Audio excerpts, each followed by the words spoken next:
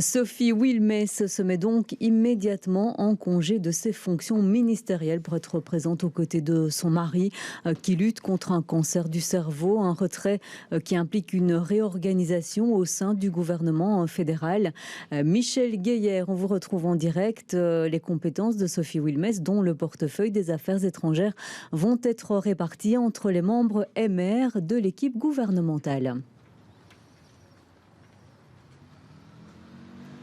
Alors entre les membres libéraux, pour être tout à fait précis, Muriel, puisque la compétence des affaires étrangères va être gérée par le Premier ministre en personne, Alexander De Croo. Il dit qu'il suit ces compétences-là de près, notamment depuis le conflit en Ukraine. Les compétences de commerce extérieur, mais aussi de vice-première ministre, sont confiées temporairement à David Clarinval, qui ira donc siéger au Cairn pour les arbitrages politiques. Et puis Mathieu Michel, secrétaire d'État, va lui se charger des institutions culturelles fédérales sur lesquelles Sophie Wilmès a la tutelle. Il n'y a pas d'échéance qui est fixée pour ce congé sans solde. Ce n'est pas une démission.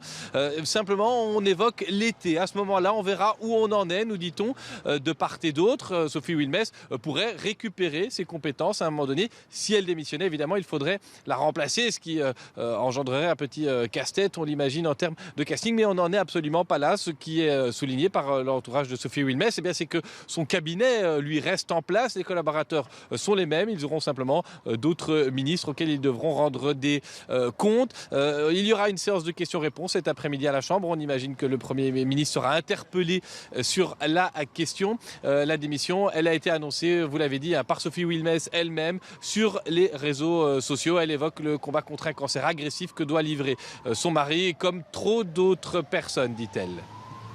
Merci Michel Guéhière pour cette intervention en direct et tous ces détails.